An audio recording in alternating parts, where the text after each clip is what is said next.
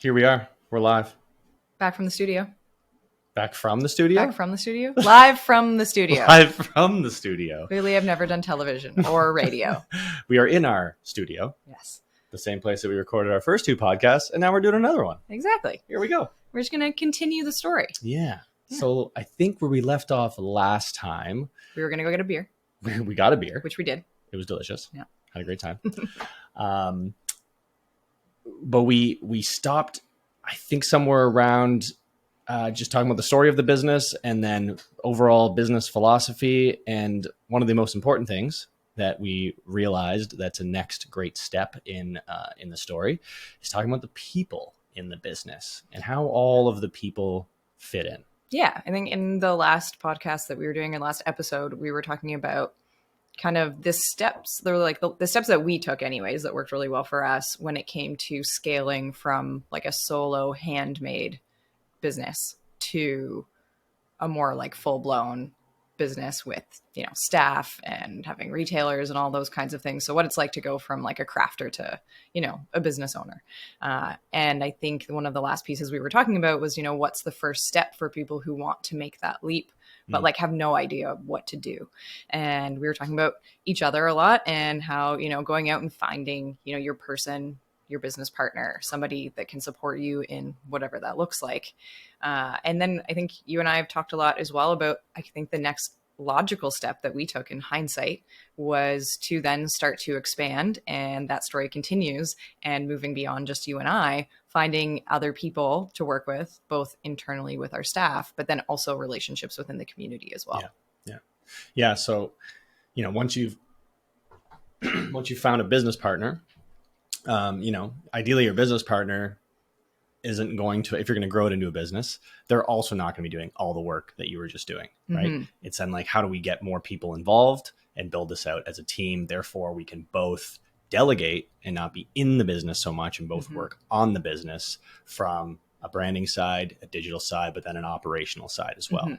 So I guess the first thing we did was, you know, you were like, well, I don't know anybody else I don't know. I just got to town. I don't know anybody here. Yeah. So how we hire people? And I'm like, yeah, I know some people.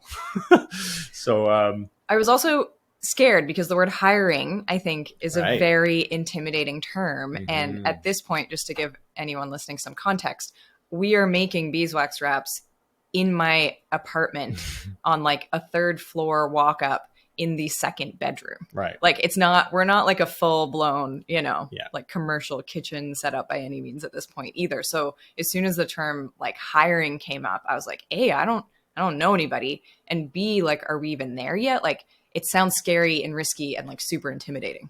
Which it is. Yeah. Which is how it starts. And that's why it's fun. But yeah, it's like, you know, is anybody going to flag this as there's like, you know, 3 people at 9 a.m. every day just showing up on a Tuesday and a Thursday, you know, is the building manager going to flag this and be like, you guys can't run a business here? Which I think at some point there was that, you know, conversation or somewhere that somebody thought we were running a business, but luckily we got away with it. But the first thing we did was we went out. I knew some friends who all became your close friends, which is pretty cool. And, you know, not by any means a legal way to do it, but as far as I know, when friends start a business and anyone starts a business, you pay a lot of people under the table.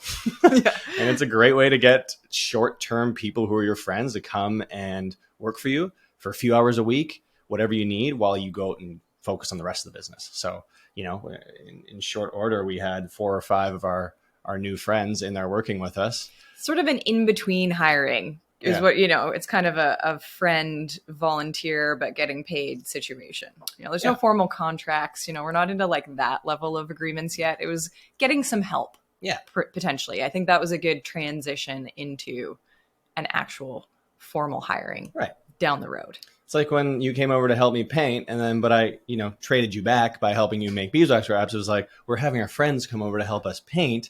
And we were just giving them some cash here and there. Yeah, just every once in a while. Because, you know, while we didn't want to take any money out of the business, that is reinvesting money back in, right? So like as we were working on other stuff in the business, we were able to reinvest that money back into hiring some friends to help us make the product. And then we grew from there and, you know, off we went. So I guess your roles and responsibilities at that time were what? Like while we were kind of working on that and bringing the first few people in, what were you doing? I was going to the markets all the time. I remember, I think we were talking about this in one of the last episodes as well. It took me a minute to think about it. I was like, what was I doing that whole time? So long ago now. But I think I had added up at one point, like the number of hours that it took to do a market in a week. And it was because we were doing so many, it was about 30 hours a week of just doing markets. Yeah. And then I would say on top of that, it would have then just been like constantly sourcing and coordinating prints and fabric for the wraps, because we weren't ordering custom prints. We weren't doing anything kind of at scale. Right. There was like a shelf essentially that just rotated with different prints and colors and patterns and stuff in that sort of second room. So I spent a lot of my time either like looking online, and I think we ordered a little bit online, but also just like actually going to some of the fabric stores that were around town, Right. and kind of becoming also just like buds, or again talking about developing relationships with some of those owners, because they would come up to me, and I would be one of the not only one of the youngest people typically in a like cotton quilting store, because that's where I ended up going, because that's where they usually have the most like cotton specific things. That's what I was looking for. But also I was taking things in quantities that people who are quilters don't normally do. Right. You would normally order much smaller volume because you're literally quilting small patches, right? So you don't need like 50 yards of fabric to do these things. And I would just waltz in and stack up all the fabric and I'd be like, I'll take all of that and all of this and all of that. And, you know, however many What yards else of you got? this. And eventually they were just like, what are you doing? Right. Like, I have to ask, you know? And because I was also ordering so much, I kind of got to a point where once I realized I was going to be picking up fabric from these stores on a regular basis, that maybe I should be asking for a bit of a discount, you know, if I was going to be a regular kind of client at this point of theirs. And they were all really supportive. It still wasn't, you know, wholesale pricing by any means, because they're still a retailer. They're not a wholesaler, Right. but still were really lovely and kind of, you know, hashed out some deals with me to say, you know, well, if you finish that roll, we'll give you this percentage off. If you take, you know, this much, we'll give you this much of a discount. And so basically developed kind of 2 locations that I would like go to regularly just to see like, what have you guys got in this week, you know? Right. And a couple of them, and one of them in particular, I just really loved like how she curated and all of the prints and the different brands that she brought in. And then once we got a little bit bigger, I started noticing that I was choosing a lot of the same patterns from particular manufacturers. Right. So that was like, this is a little, I'm skipping ahead a little bit, but as we got a little bit bigger, that was kind of that transition to actually ordering directly from the manufacturer. And it was almost a bit of a fluke because I just naturally gravitated towards the designs and the prints at that time that those people were making. Because again, this was before we were doing custom patterns on any of our beeswax wraps. So that was consuming a lot of my time, but was also like my favorite thing to do. Like I would go into a fabric store and be there for like 3 hours. Yeah. And I loved it. Right. Yeah. So you were able to focus on that passion of design and aesthetic and build out the product line, right? Which is something that's very difficult to do if you're doing like all the other work in the business, right? So like branding, products, like expansion, and more of your time and energy being able to go into those things, which is hugely important if you're going to like transition into a business. Oh, 100%. And then actually going out and selling the product that at that point our friends were making. Right. Like, so it's like now we had the stock, because that was the biggest issue at the time, is that I was consistently selling out and I couldn't keep up. And it's like, okay, well, now I have the stock. Now I also have the responsibility of like moving that and like having those face-to-face conversations with people. Right. Right. Yeah. And so as you were doing that, I am now kind of transitioning my role into like team lead, I guess, at this point, right? It's like we became business partners and now it's like, let's get some team systems in place. So, operations manager, I think, if you will. Yeah, operations manager. I gave myself the best part about business. When you start your own thing from the ground up, you get to give yourself whatever title you want.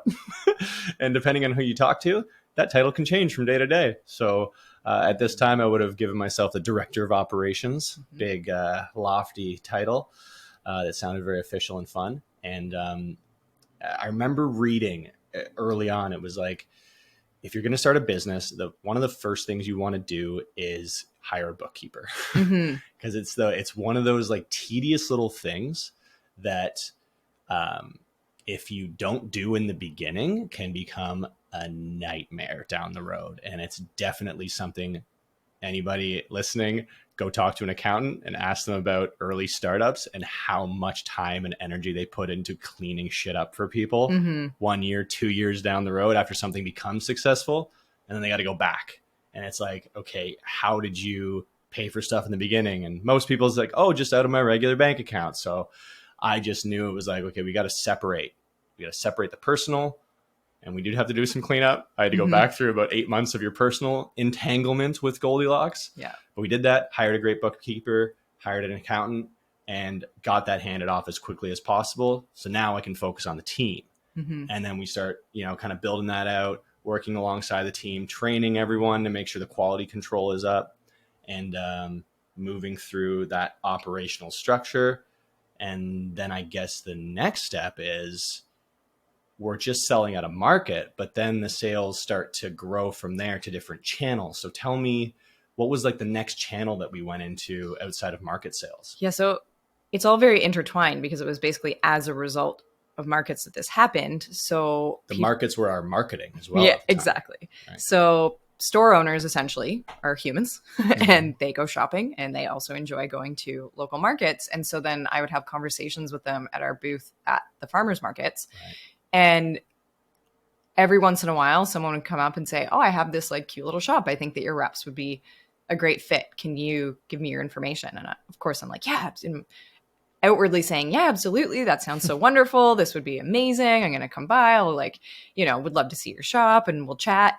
And then internally in my own head, I was like, I have no idea how this works. Yeah. Like, how do we set this up? How does this work? Do they like buy it outright? Is there commission? Like, no idea how these, so it's evolved over time. But that was basically the next kind of logical avenue that happened really organically. Like our wholesale was like our next kind of channel outside our sales method, outside of going to markets.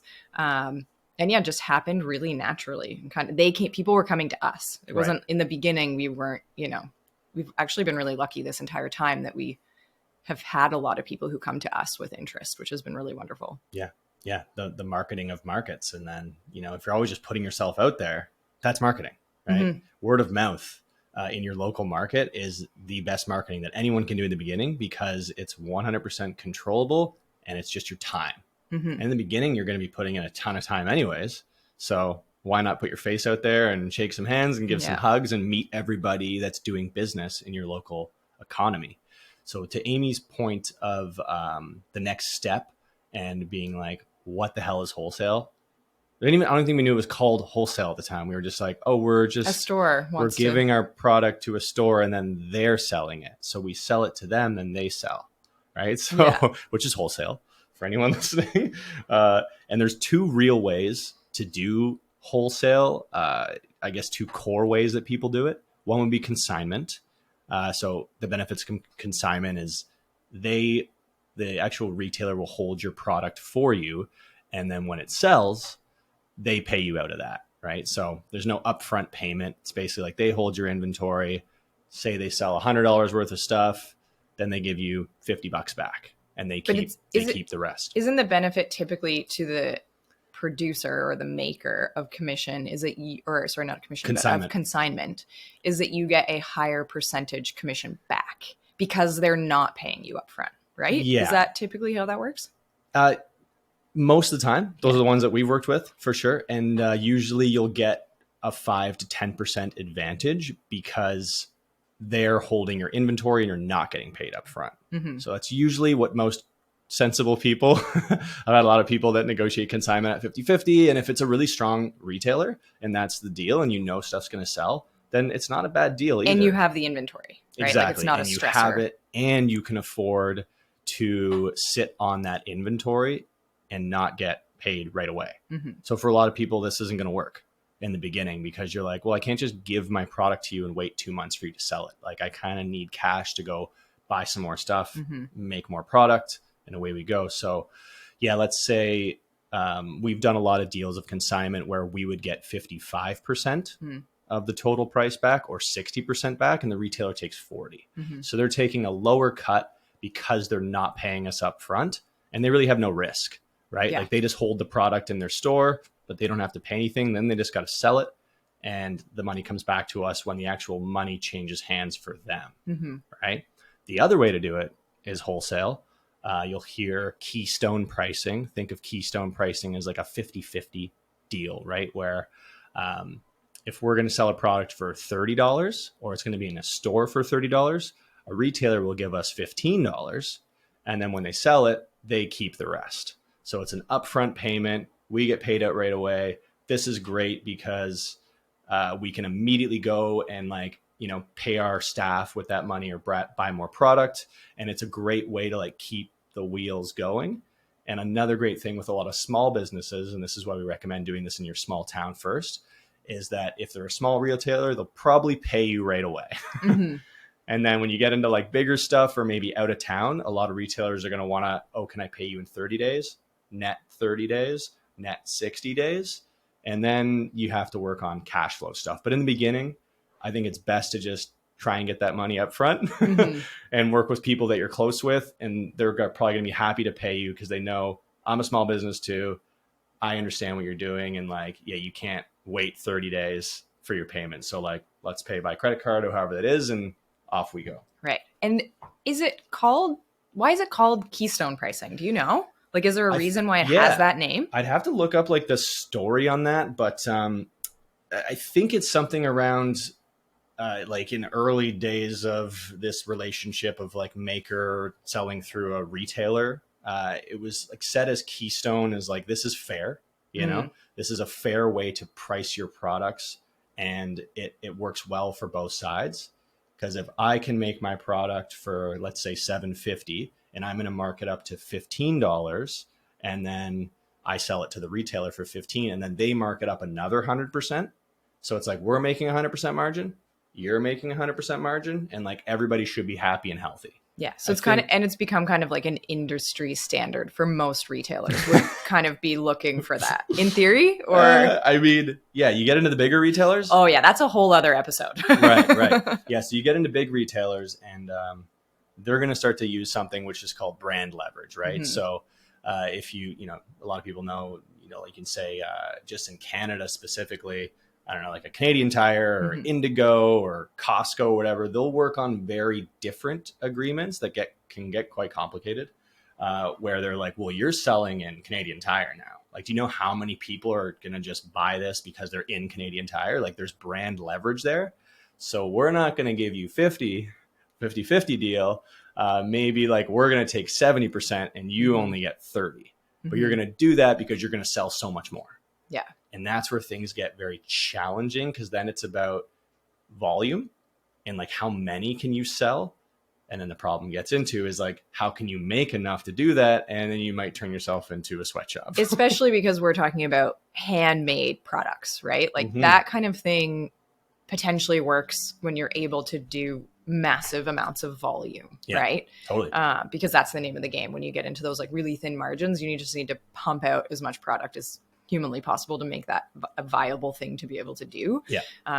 We're talking about us, and then just also the community that we're involved in here, and obviously just being makers, and our product is still handmade to this day. And it's 5-6 years later now mm-hmm. too. So it's a very different experience. There's a lot of the margins on products are just not the same as when you're, potentially manufacturing overseas or different locations and things like that. Mm-hmm. It's just a kind of an entirely different structure of how you have to look at your business, and kind of and every business is going to be different for what works for you too. Right. Yeah. Some people might want to, outsource to a cheaper location to make your products.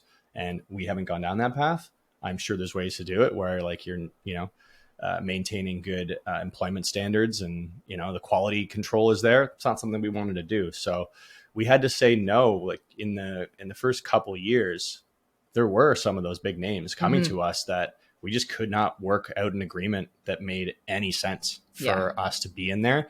And then the other thing, if you want to talk about brand alignment, right? Mm-hmm. that's a whole other story of does it make sense for Goldilocks, our brand, to be partnered with a Canadian Tire? Mm-hmm. Does that feel right?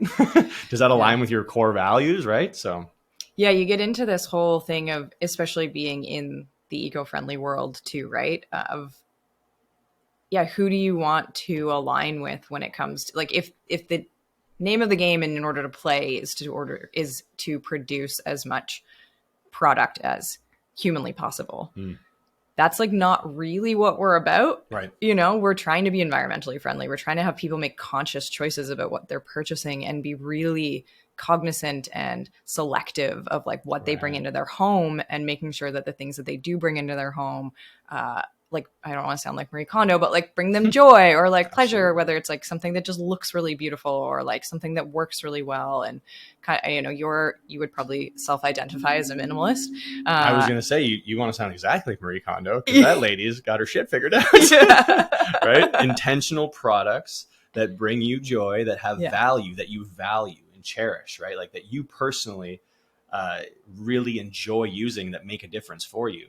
And if I think like where my mind's going is, if you get yourself into a situation where maybe you're in a bigger retailer and those values aren't aligned, and then you have customers coming through there that are just kind of looking for cheap products, or they try this and that, and they go home and they're not really committed to using it, and it goes to waste. Mm-hmm. Is that a good thing for your brand ethos to be involved in something like that? Mm-hmm. Or do you want really committed customers that are going to value and cherish that product and make a change? You know, that's like, you know, and then you want to find as many people like that as possible. And those people are aligned with some brands, but not necessarily aligned with others. So there is a strategy to that too.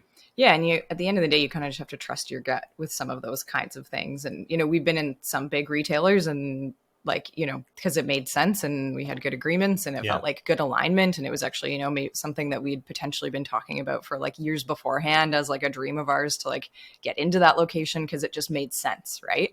But the flip side of that was that it also had to make sense financially. So there's that kind of like brand alignment where, you know, you kind of put it out into the universe that like, here's some places that I think would be like a really great fit. That could be a really cool exercise if this is something that you're, you know, if you're a business owner and you're kind of like wanting to just put it out into the world, that maybe these are some places you'd like to be in down the line. You know, it never hurts. That's kind of happened with us a few times where we've just happened to talk about it or said like, well, we think this would be a really great fit. It's like, well, what makes a store a really great fit for you? Kind of going through that as an exercise from a brand perspective. Like, who are your customers? Why do they like that store? Why would they want to engage with you at that location?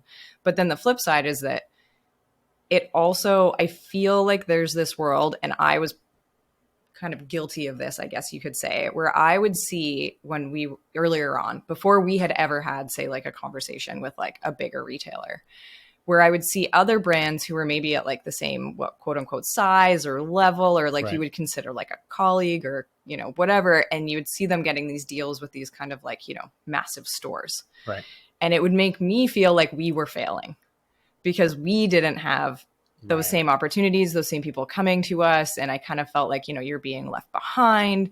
I feel like as a business owner, every day you're battling imposter syndrome. Like, and they kind of had this like big, shiny, you know, disco ball effect where it was just like really attractive. And, you know, how do we do that? And what are we doing wrong? Right.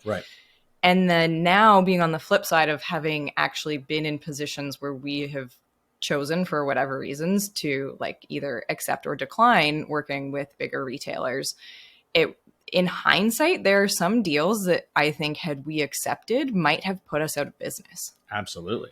You know, and it's like all of a sudden that like curtain gets pulled back and you're just like, oh, maybe this is that how it works. Maybe that like thing that I was really jealous of, that I had like kind of an insecurities about looking at another business and feeling bad about whatever it was that we were doing. I'm like, maybe that could have been like a close call for them.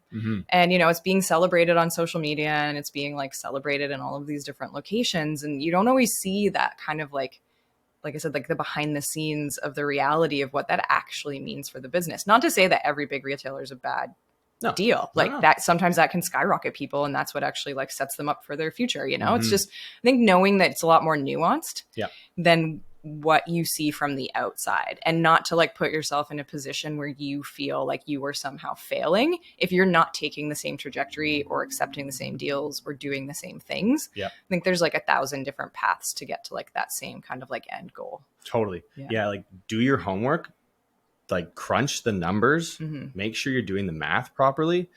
Cause really, you know, we had someone reach out to us, big name. They wanted our product. They even said this: we want your product at cost or as close to it as possible. And what that basically means is that the company's not going to profit, and maybe the owners aren't going to get paid. It's going to be the actual hard costs of your goods. What's your packaging? What's the actual product ingredients to make it? And then what's the labor cost to do it? So you calculate all that up, and that's what they're going to want to pay.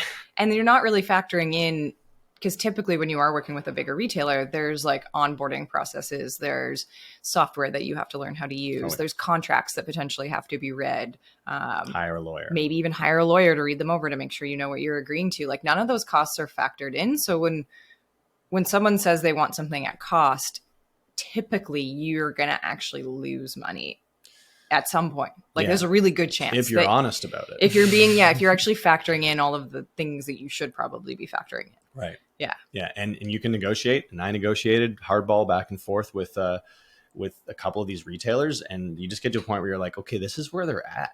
Yeah. And then you look at your spreadsheet and you're like, this is a trap that I could potentially see. You talked about like, this could be the deal that like puts us out of business. It's like, it could put you out of business, or it forces you kind of into a corner to completely compromise on everything you've already set up. Your labor standards, a handmade process. It's like, okay, well, now we got to go raise money and buy a machine to do this. Or we're not doing it on Vancouver Island anymore. We got to outsource to somewhere with a cheaper labor market. And so, all of a sudden you're kind of in this position where you're like, to get our margin back, we got to change everything. And it's like, are you willing to do that? And maybe some people are, and that could work for them. But for us, it was like, no, like we're doing it this way and we're going to continue to do it this way. Therefore, like this deal just unfortunately doesn't make sense. And like, we just didn't move forward and we couldn't. Yeah. And talking about it now is much more simplified.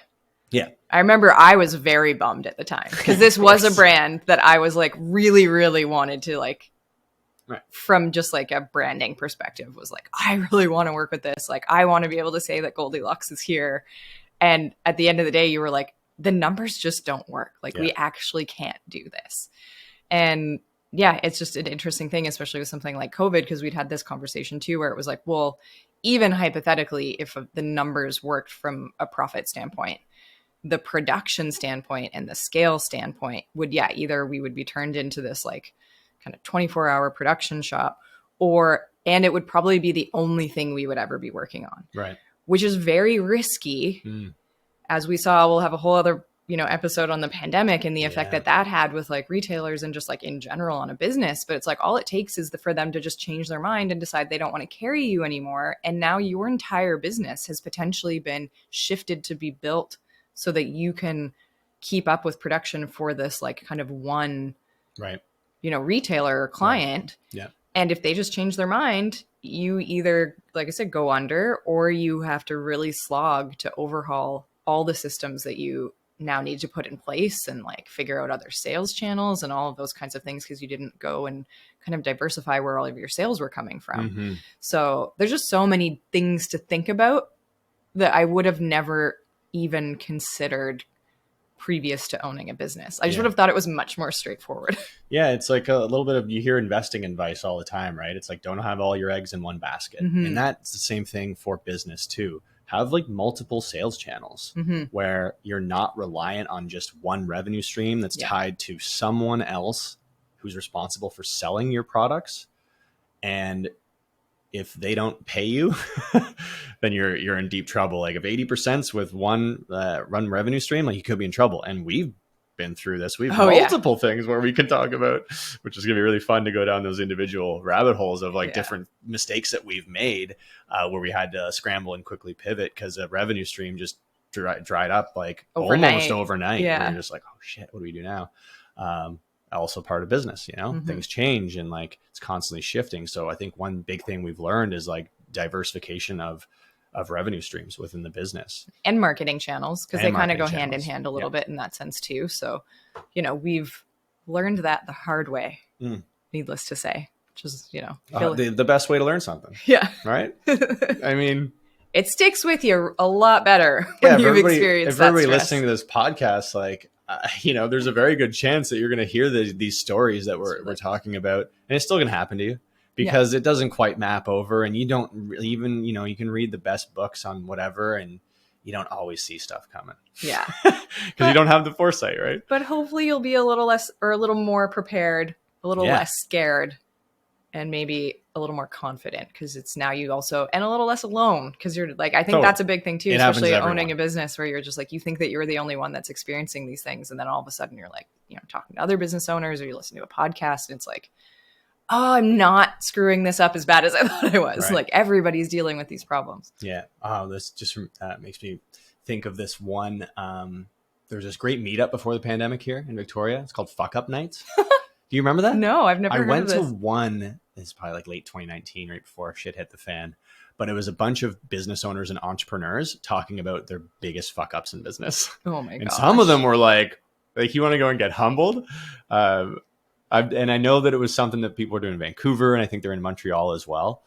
Just a small kind of meetup group of people. But I highly recommend people going and sourcing out some other entrepreneurs and having vulnerable conversations about their business, because everybody has horrific stories, and most people got through it. That's the exciting thing, and the inspiring thing is that like you're always dealing with curveballs and shit coming at you, and that's just the world, and that's life. That's your own personal life too, and you don't really have a choice but to just like figure it out and keep pushing forward. I think that we need to implement that for the future whenever we have a guest interviewee on. That's like one of the questions we have to ask them. Oh yeah. What's your biggest fuck up? Yeah. Go. Oh, I thought you were asking me. I was like, oh, I need more time. Oh yeah. No. Yeah, I'm pretty sure we know each other well enough. We've got most of the skeletons out of the closet. I know. It's more of a I'm very critical of myself, so it would take me a long time to like filter through all the things that I think I'm going to think that over. Maybe we'll come back to that. How about that? We'll come back to the next podcast. All right, cool. With our biggest financial fuck up, financial, or just like life fuck up, like either or. Let's just like, all right, we'll mull that over, see what comes to mind. I've already got a bag of 10 sitting in my brain right now, but that's how we'll kick off the next one. Yeah, we'll get into it. So as we digress here, one of the most important things, like we kind of went down that big wholesale rabbit hole. That's a great conversation. That's a fun sales channel to explore for everyone. But what got us there were the local partnerships that we set up. And I can't stress this enough too, is like the value of working with people locally, where you can walk into their business and, you know, whatever it is, buy them a bottle of wine, buy them a 6-pack of beer, drop off a gift. They give you a gift. Like, it feels so good. And there's that trust where we're like, especially in a city like Victoria, there's only like 80,000 people in the greater Victoria area. It's like, you're going to see each other at a coffee shop. Like, it's a community, right? And working within a community, there's that like social responsibility that people feel to do good and do right by their community. Otherwise, you're not going to last. So to start and learn the skills of business in your local community, I couldn't recommend enough, because those partnerships and how you can kind of help each other and mentor each other. Maybe someone's 10 years down the road in their business and they just want to give you some advice. It's so valuable, because like we talked about in our other episode, like trust is everything, right? So what were some of the like early partnerships that you remember setting up that are really impactful and are still with us today? I feel like one of the, I don't want to say like the biggest, because they're all different, but I think for where we were at, this was huge. And I don't know if at the time I realized maybe like how huge it was, but it was also like a mutual arrangement, so it worked really well. But I would say Paula and Nairn from Zero Waste Collective. Zero Waste Emporium. Yeah. We have somebody else we work with called Zero Waste Collective. So who now, like in real time, they now own a different refillery, Zero Waste shop in Nanaimo called Vancouver Island Refillery. So VI Refillery is their new spot now, but at the time we met them, they were setting up the Zero Waste Emporium, which is a little refillery here in Victoria. Right in Victoria. Yeah. And we had connected with them probably at markets. I think they were also doing booths, things like that. So again, local markets, hotspot. A great way to meet all the people that you need in business. It's also how we met technically too. So, totally. But they were looking for a commercial space and they had like secured one. We were also looking for a commercial space. If I remember correctly, we actually had signed the dates, but there was going to be a bit of a gap, right, of when we wanted out and when we wanted in. I don't remember kind of all the logistical details, but essentially they were setting up their shop. It was brand new. They had this kind of like the forward facing side of the store. And then they had their kind of like storage area in the back. They were like, well, we have all this extra space. We're not going to use all of this storage area. We will eventually, but maybe for like the first couple of months, maybe we could like come up with a deal and you guys could like operate out of the back. It would help us with some of our costs because, they have had to spend so much money getting like the store outfitted. And, I can't imagine how much money that cost with like inventory and then all of the display stuff and all that kind of stuff. And to us, it was just such a perfect fit because we were like, well, we love you guys. It's the perfect, like you sell our wraps, your store, your business is exactly in line with what we do as an organization. I feel like we can learn so much from you. Hopefully they maybe learn some things from us as well, totally. In our time there. So we ended up coming up with an agreement where we ran Goldilocks out of the back of their shop for a few months. Yeah, we were there for about 4 or 5 months. And I remember you're right in that we had a gap. Like we knew something commercial or small commercial space was coming up, but you also wanted us out of your apartment. Yeah, so bad. So bad. For anybody who's going to do the home-based business and then you hire staff, you kind of give up your home life. Now you've just got a bunch of people and they're your friends, but like your work becomes so intertwined and sometimes people are in your house till 8 or 9 o'clock. There was also just wax everywhere. Like, I don't know if people realize like how invasive beeswax, especially our mixture, because there's other ingredients. So it's just perpetually sticky and it's on people's hands because they've been waxing. So like every mug that I owned, like I had to start separating my shelves of being like, do not touch these. Like it became a lot. And one of the funniest things you told me was the first place you were at, like right when we met and you were in that place making beeswax wraps in your kitchen and then you moved to the apartment that I was in. You told me that you saw the person who owned that house at a market like years later. 3 years later and they were renovating and they pulled up all the kitchen tiles and they're like, there's beeswax everywhere. Yeah, they were, I think like I think it was a wood flooring. So and it was just crazy because I had a drop cloth down. Like I had protected everything. Like there wasn't even, it's crazy to me because there was never actually beeswax like on the floorboards. So I'm like, how did it even get, but like, how did it get underneath? Like that was, it's an invasive species basically in and of itself. Totally. Yeah. It's the best. But wherever you do work with melting beeswax, it is going to completely cover every surface. Yeah, so absolutely. Just be prepared for that. Yeah. But so I'd say that was probably one of the biggest first relationships that we built. The easiest wholesale deals that I ever had to do. I would walk 30 feet from the back and just refill the shelf for them and then be like, hey, Paula, I put 3 of these out and 4 of these. And she's like, yeah, cool. Just tell me how much I owe you. And she sent me an e-transfer. Yeah. The fast and loose early beginnings of one of our first wholesale accounts. Yeah, they were great. Do you have any others that you can think of? For early shout outs? Yeah, Metropole. Yep. The guys at Metropole, which is like largely been who you work with because you design all the packaging, and Jamie and Randy there have been amazing. And I think they've been really working with us since the beginning of just our little simple craft paper bands. Yeah, that paper, was a stock of theirs. And they've just been really supportive and they're always really quick to get back to us. And it's just been really easy to work with them. They even have like a built-in kind of like design component. So if you like for a bigger project, like when we were working with the Jilly Box, they actually designed kind of through them. It's kind of an offshoot, different company called Hyde Designs, but it's just, it feels like everything's very integrated because they know so many people because they're such a pillar in the community as well. Yeah. So they have this really wonderful network. So they're really great kind of resource and also work with so many local small businesses and just all very interconnected as well. Yeah. And, so you're working with someone locally and you know that you can trust them, which is huge. Like trust is first. Quality is obviously like right up there with trust. And then another big thing is savings and costs. Like if you can find a better deal overseas or somewhere else, maybe in a different country, US or something like that, might be a better deal potentially. But then you got to like tack on transportation costs. And like one thing we've seen, since the kind of extreme rise in oil and gas prices is like all of a sudden you are on the hook for such a higher cost to move anything around, shipping products to customers, but also bringing your stuff in. So if you're working with someone locally, they're obviously going to incur their own costs, but to get it from their door to our door is a 10-minute drive.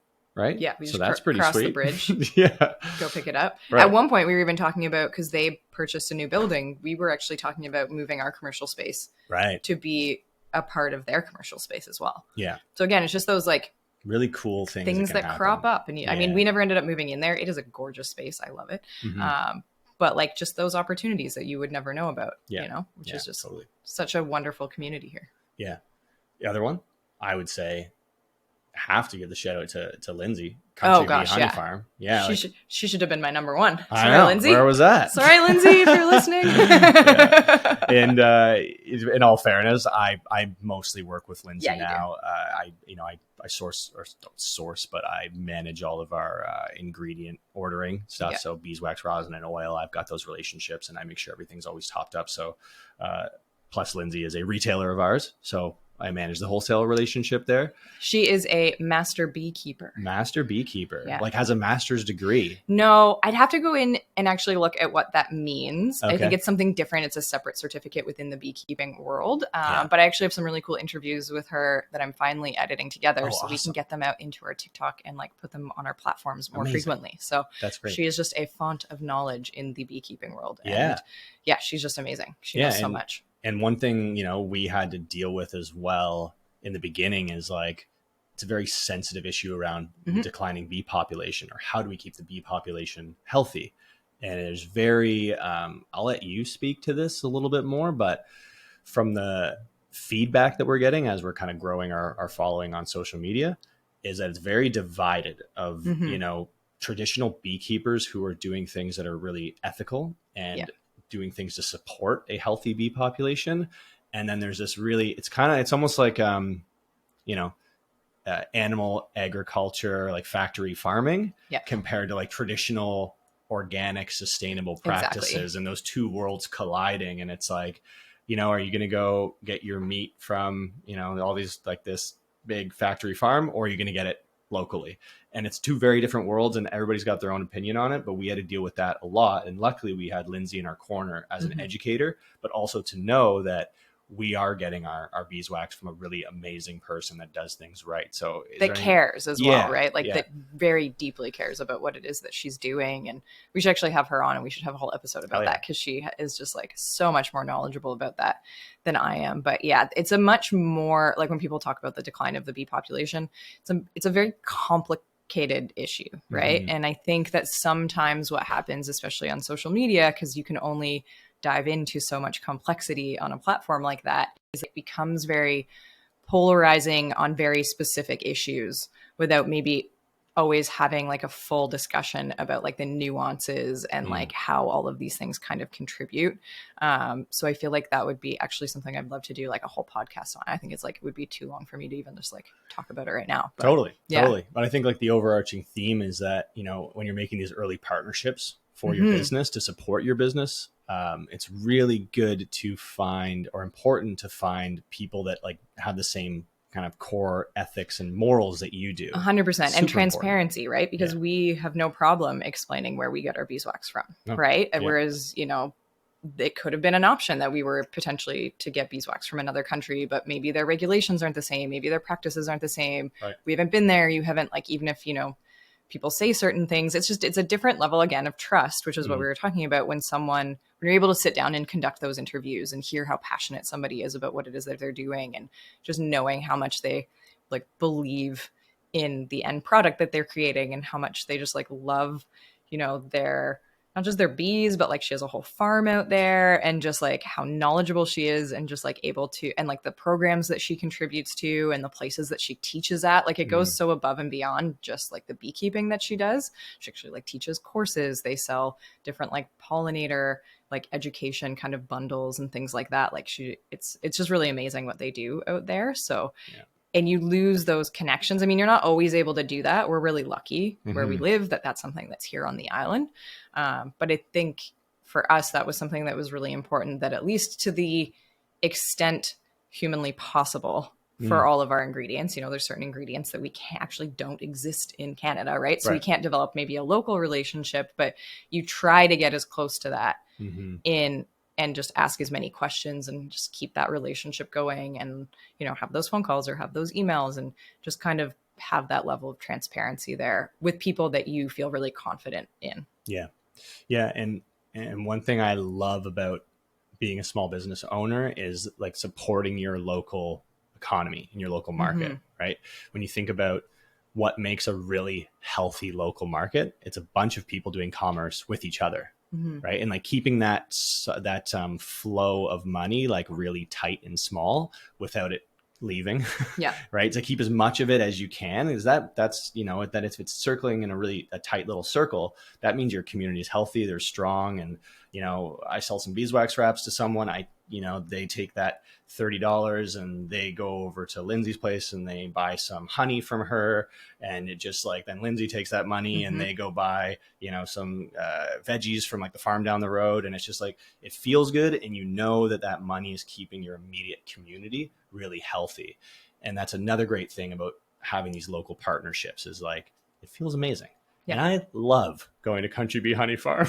Like when I got to go pick up 1,000 pounds of beeswax from them, which I do, every few months or so, it's like, drive my van out there, load up the van. Sometimes I take Archie, or my little miniature golden doodle, and he gets to hang out with the animals at the hobby farm, and I buy some other local products when I'm there, and I stock them up with our beeswax wraps. Like, there are these really amazing things in having a small business that just make it feel so good and like feel fun. And I encourage everyone to like dig into those moments, because it makes the hard times in business a lot more digestible. When you're like, you get that one day break, or that afternoon you go out and you like, you get to sit down with someone or have this experience and experience their business and see in real time how your businesses intersect and how they support each other. And that's it's cool to like see the physical representation of that.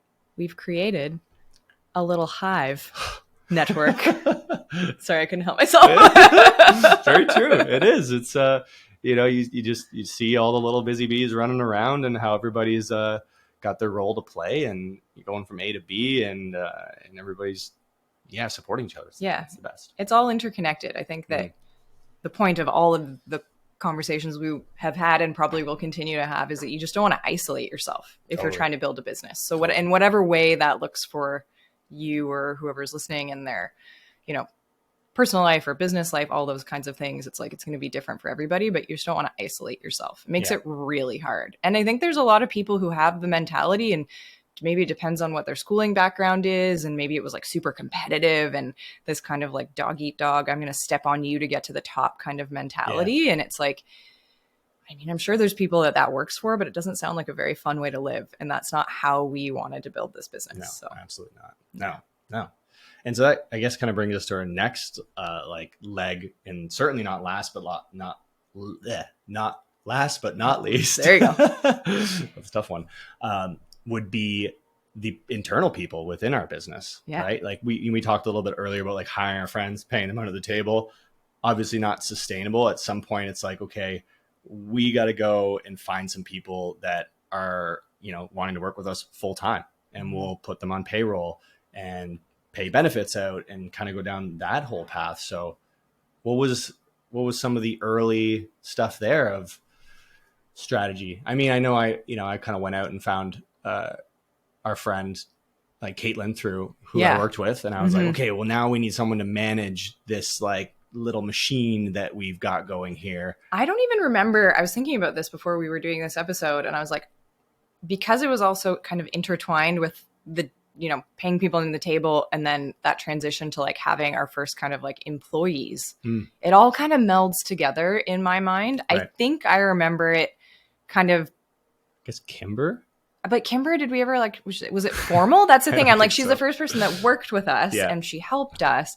I feel like my mind kind of separates it when we weren't working in my apartment anymore. Right. I think that there might have been a bit of like messy middle of this weird, like, maybe we'll do a separate episode, because we've been talking for quite a while now, but have we? Yeah, I think it's about an hour. But I feel like we could do a whole separate episode on the like hiring practices. There was a bit of a messy middle with like contractor versus employee and all that kind of stuff. But I feel like that was what began that process, was formalizing the space and wanting to, or starting to, or at least trying to figure out how you also formalize some of these things, like hiring people and like then all of the ins and outs of that, because that's a very Yeah, big world to delve into. There's so much to get into there when you really are going to do it official, because then it's like, now you got to look into, we're in the province of BC. We got to look into the BC Employment Standards Act. And it's like, well, what do you actually have to do to, say that you're legally paying someone properly? And I'm not just saying minimum wage. There's vacation allowance. It's like 4% that you have to pay out in vacation. So that's very important to make sure you're in alignment with all that. Workers' compensation, all of a sudden, like, you have someone on payroll. Well, now that's flagging the Workers' Compensation Board of British Columbia. And to legally run a business, when you have payroll, you need that as well. and then CPP, you have to, like, it's not just like you're taking it. I think most people, if they've had jobs where they're an employee and maybe this is their first time actually running a business, you're used to seeing those things on your pay stub getting deducted potentially, right? Like, I mean, other than vacation pay, but like CPP, EI, all those kinds of things. You see that coming off of your pay stub each week. But what you might not know, because I didn't know this until I started running a business, is that, like, the owner, the company, is also making a separate contribution in addition to what you're paying as well. So it's also an added expense for the employer. And I was like, I didn't know that. I didn't know that we also had to pay more money on top of what we're paying them already to these other, I don't know if you'd call them, like, to the government. They're not really organizations. It's the government. CPP is the federal government. Yeah. And we'll go down the rabbit hole on a full episode around that, about how all that works. And I can kind of get into the nitty gritty of the dollars and cents. And it is one of those things where, if you were to look at it and you're in the beginning, let's take it back to when we're like 3 months into this thing, and you really saw CPP, vacation pay, all that stuff, you're like, holy shit, I'm not paying myself already. This is going to be very challenging for me to do this. So there is this interesting little grace period of starting a business where it's like, if you're under 30K, the government's not really going to care too much. But as soon as you start to crack that point and hiring people when you're like $30,000 in revenue and above in a year, that's when, you may or may not be starting to step into that gray area that it's time to get legit. Because if you were to get audited, there could be some questions, and it could be a very expensive bill of the government being like, well, you got to pay all this back because you were operating as a full-on business and you were just paying people cash, or like however that was going on. Not paying GST, stuff like that. Yeah, totally. So there's a whole world of taxes. I'll break that all down in another deep dive there. But as for this one, the people, that's it. We just kind of went through our local network. We found some really good people that I had worked with at previous jobs, and again, trust. I trust this person. I've worked with them before. They're rad. Let's bring them in. They would bring their friends in, who would often bring their friends in. So it was like through the network, but like got very extended as well. Yeah. And that's huge. You want to work with a lot of people. Say, beware of working with your friends. We've never gone by that. We've mostly worked with our friends. And, maybe one of the biggest things is just like emotional intelligence, right? Like, have fun, but get shit done has always been a good philosophy for us in working. And when you bring your friends on and they trust you and they like you, and there's that feeling that, like, they know that you're going to support them and pay them and do everything properly, and you explain to them, hey guys, like, I'm running payroll, we got benefits going, I'm doing things properly, and I want to pay you well. Then it's like, well, now on the other end, because I've talked to a lot of our past employees, are like, I want to work hard for you. You get that reciprocation. And so it's this thing of like, you work for the business, like as an employee, but really, like, when you're working in the business as the owner, it's like you also work for them. Like, you're providing for them a safe place to work, a good paying place to work. And it's really good to keep your head in that space when you're starting a business, is like, these people don't actually have to be here. Yeah, exactly. They can go get a job somewhere else. So try to treat people as best you can and be really, like, empathetic. And it's hard, but that is how you find really good people to work with you. Yeah, because at the end of the day, it's your business, not theirs. Exactly. Right. So you're kind of here no matter what. Yeah. How stressed you get, how, like, whatever's kind of going on, whatever you're dealing with. It's like, they don't have to do that. They you don't know? have to. And you So it's can't like, force them to be here so either. so you need to make a reason for them to want to be there. Totally. Right? At the end Yeah. of the day. Yeah. Yeah. So you do that by, I don't know, not just from like a, mathematical numbers side of doing everything properly and legally, but what can you do like above and beyond to make it a really fun and engaging workplace? What additional things can you throw in there to just be above other jobs in your area to keep people around? So it's another good thing to think about. Yeah. And I mean, I don't know, try to think of like some of the things that we continue to engage in our business that do that. Like we have a pretty juicy like vacation policy, 5 weeks a year. And you get like the salary position, right? It's like, we don't want people. Sorry, it's not 5 weeks a year. It's 4 weeks a year. Yeah. Oops. Don't want to oversell ourselves there, but full health benefits, having the kitchen like fully stocked with tea and coffee all the time, and just like lunches and like fun get-togethers, picnics in the park, like just and treating people like real human beings. Yeah. And I think a big part of that is also finding people that were also, and I think this has evolved over the years, and we're constantly kind of like honing your skills. And I'm sure that in another 5 years from now, I'll be even better at it. Yeah. But also just like being selective and finding people that are also really in alignment with whatever like kind of culture or values you're actually trying to create. Totally. As well is a huge kind of like component of that. Because if at the end of the day, someone doesn't care about, certain things that you think are a really big benefit to them, it's like, okay, well, it's better to have a conversation and maybe know that up front, because maybe it's just not a good fit. And it's not because anybody's a bad person. Yeah. It's not because somebody isn't even necessarily a hard worker.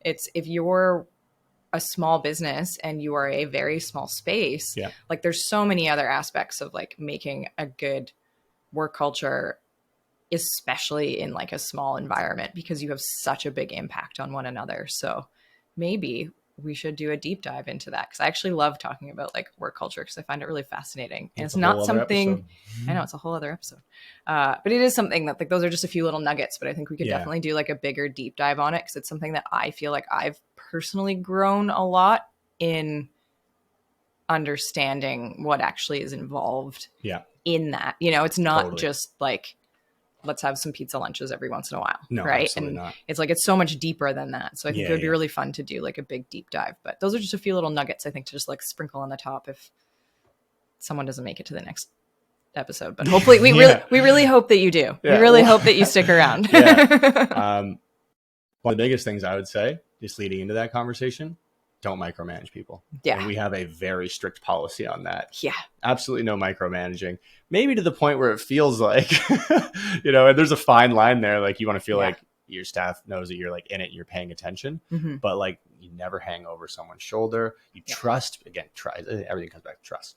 You train people and then you trust them to do the job the way that like they know how to do it, and that they know, because you've shared the ethos of the brand and the culture, that there's going to be in alignment with that too. Yeah. Right. And if the trust falls out, then you have a conversation about it. Right.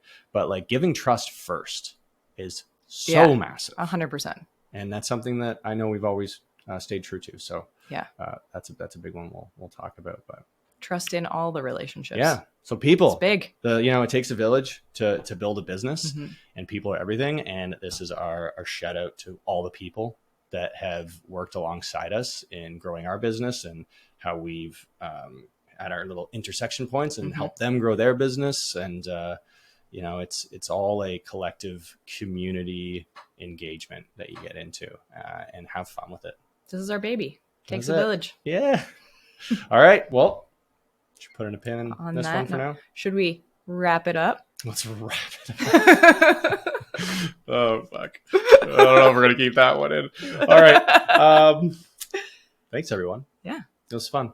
And what do we want to get into next time? Maybe a little preamble for episode 4. I feel like we have two offshoots we could go with. We could go into I think the culture thing could be a good transition. Sweet. Yeah. And then potentially the more nitty-gritty and logistics of hiring people. Yeah. Okay. Yeah. Those could be just one episode. They could be together. Yeah. because I feel like the deeper dive of how it works. Yes. We've talked about the overarching people. Exactly. Now let's get into the logistics. It's like the how-to. So it's a Yeah. little The good, the combination bad, of and the the fun ugly. and then some of the Yeah. Awesome. Okay. Well, that's it for now. Thanks for listening, everyone. Bye. Bye.